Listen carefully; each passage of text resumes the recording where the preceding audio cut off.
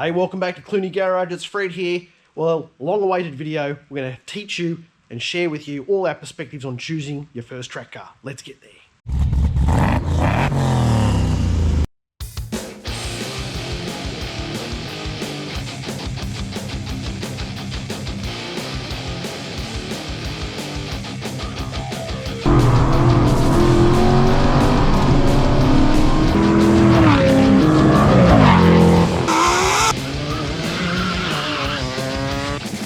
Duck's guts. Alright, bit of a long-awaited video this one. We've been tracking our track cars now for a couple of years, and lots of people ask us all the time when we turn up to the track, how do I choose the right track car? How do I get started? And there's very little decision logic out there to sort of help someone understand what's the right car to choose. Don't spend good money after bad in some instances, and obviously where do you start? So, got a bit of a buying and a decision criteria. Let's get to the whiteboard. Well, a lot of people ask us where to start, and the choices are endless out there. So we've got a bit of a structure here, but first of all, a bit of a formula to get going. So our formula for to choose your best track car or the first one to get started is, what's the budget you got in mind? What sort of objective do you have? Do you want to be Peter Brock and Ayrton Senna, or do you just want to be your average weekend Joe Blow? Accessibility. How close is this car to you? You're going to have to wait 5 years. Is it going to be a pipe dream? Sometimes the best cars are the ones sitting in grandma's front yard, by the way. And all that criteria helps you choose which one it's going to be. But a bit of a structure to help you is the old 2x2 here. And that is, we take our cost based on the number of mods or the complexity or the effort involved to get the car where it needs to get to. And let's have a look at each one here. So our bottom left quadrant here, and we'll populate this with some examples in a second. Cheap and cheerful. $1,000 to $2,000, you can get started. You don't need to, build the world's best time attack car to get started. We've got plenty of options down here. Next, still relatively cheap in terms of cost, Pimp My Ride. So as the modifications go up, obviously the cost goes up. You're going to go faster, you're going to have more fun. So we'll take you through what those examples are.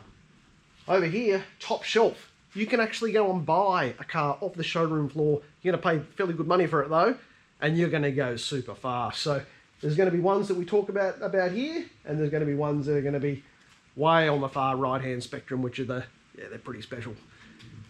And then we've got this category up here called spare undies. It's one of my favourites, and that is, you might actually start with a top shelf and do a whole lot of mods and get there, or you might actually go from cheap and cheerful to Pimp My Ride, or you might be here and you might get across into spare undies. So let's have a look at each one of those. It's going to be good fun. Alright, so let's get started in our cheap and cheerful category here. We've got personal experience with a couple of these. So let's start way down on the bottom left-hand side here. We've got representing the mighty country of Korea. You've got the Excel and the Gets and variants thereof. And these are so cheap and cheerful that in fact there are dedicated manufacturer series racing around like these. You've probably seen the Excels racing around. And very quickly, you can get an entry-level car and bump that up into a Pimp My Ride and actually have quite a capable little front-wheel drive little weapon there. Gets, not so much. We've had experience with that, but that's good fun. So, but $500, you can still have a whale of a time. So they definitely come in here in the entry level here. So anywhere from $500, $1,000, $2,000, buy yourself a dunger and get going. And when we say get going, in this category here, slick tyres, some brakes, maybe some suspension upgrades before you really start getting into some heavy mods around cages and tightening the chassis and power and intakes and bolt-ons and turbos if that's your thing. So moving along here on this continuum, one of my old favourites is the Pulsar. Again, there's a dedicated series on these things here. A fairly serious motor in these SR20s, just quietly. If you very cool and love the sound of the old SR20.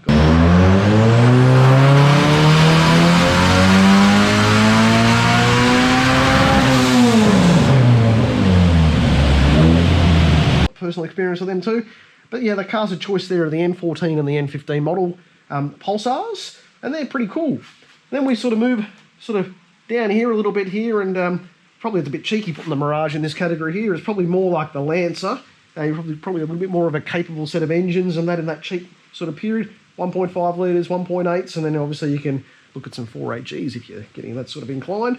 And that's really starting to, you can turn a nunger of a Lancer into something that's pretty spare under-ish. So that's all good fun.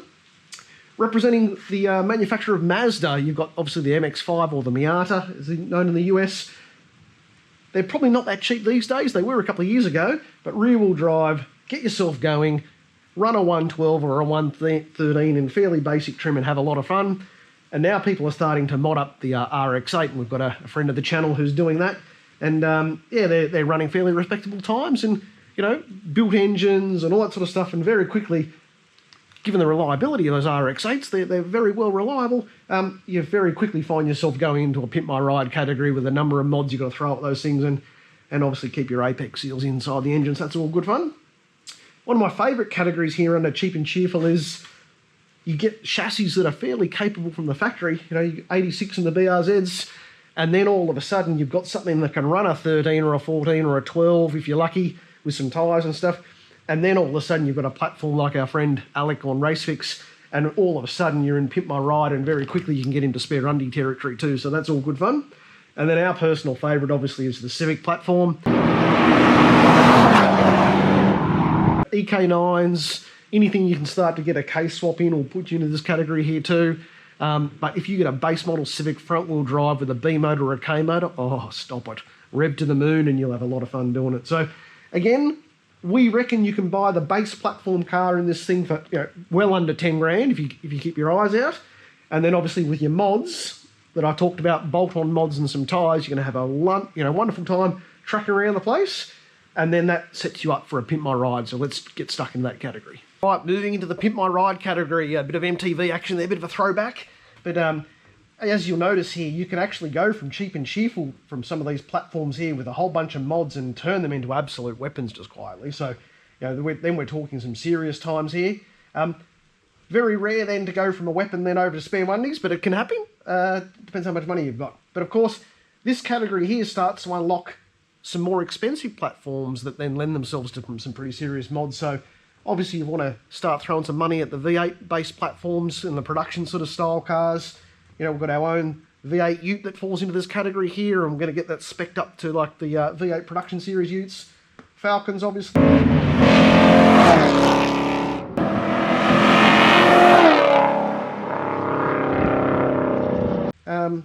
And then, you know, you start talking about EK9s and FK8 Civics and Type Rs, and obviously the rally-based pedigree comes in here. You see a lot of the cars that are at the track days are super heavily modified Evos, GR Yarises and STIs. So obviously they come out from the factory, not quite in the top shelf category in some of our other cars we'll talk about, but they're pretty close to being supercar beaters off the factory floor, just quietly. So then when you start to strip out weight, add more boost, get them to set up and handle properly, and obviously have someone behind the wheel that knows what they're doing, you're talking 1 minute type lap times. So these are pretty, particularly with a bit of aero, they're very capable and a bit more grunt as well. Obviously this category here also unlocks some of our Euro friends, so the BMW and the Audi platforms seriously capable, and we're talking about the M series and the S series Euros. And obviously my favourite is, you know, you start to think about, they're getting a bit unattainable with price now, but platforms like the S2000, the Integra DC2s and all that sort of stuff. This is a seriously category here, but obviously they're not, the base platform's not cheap and cheerful, but once you get in them and modify them, you know, you're starting to talk about these things being pretty serious. So flashing a few photos up for you as we're going through here, but this would be a very cool track car if you can, you know, and we're talking about mods anywhere from about 10, 15, 20 grand onwards, obviously, so it's not cheap.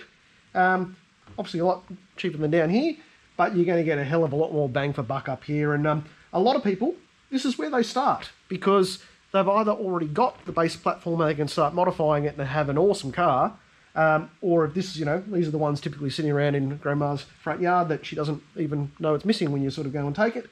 But these ones here are no regrets. Like, you invest money up in this category here and you're going to have a lot of fun. All right, in the top shelf category, I'm probably going to get some hurry-curry in the comments about this, but these are cars that at the far end of the spectrum in terms of cost. You know, we're talking about entry-level 100k plus here.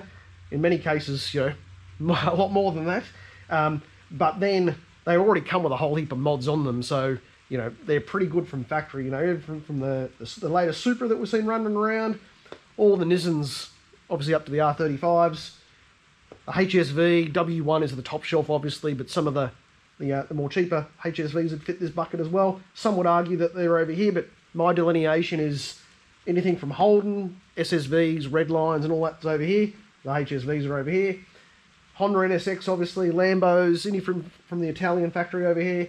And obviously Frankie's favourite GT3 Porsches and our favourite LS7 Ultima obviously gets a mention over here. That's pretty fantastic out of the box, or out of the kit I should say. But these things here, even though they're on the mod scale, they're sort of relatively meek. They don't need any more mods, you know, in a lot of cases. And there are some people that this is their pride and joy and it's their collector's item, and they don't really want to turn it into a spare undies, because pretty much you've got to pack spare undies anyway when you drive this thing, and hopefully you don't bin it with insurance.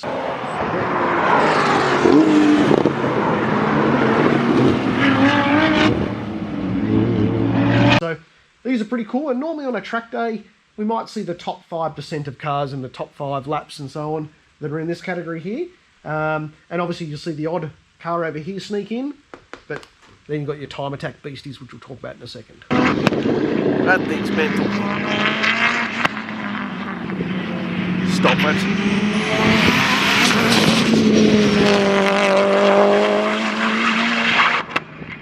Holy shit. Alright, this next category needs no introduction. It's spare undies, and that's exactly what you've got to pack when you hop into one of these things. We're talking upwards of 1,000 horsepower. We're talking aero, more mods than you know what to do with, and you know, anything from the souped up production cars, the Trans Am support cars, the V8 supercars obviously that are now being turned into some track day cars. Out of the BYP stable, they've got some pretty serious Hondas, including that Integra that we've seen going around. You know, Jamal Assad's Evo doing minutes at Wakefield Park, the Tilton and the Gas Evos. Now this is serious.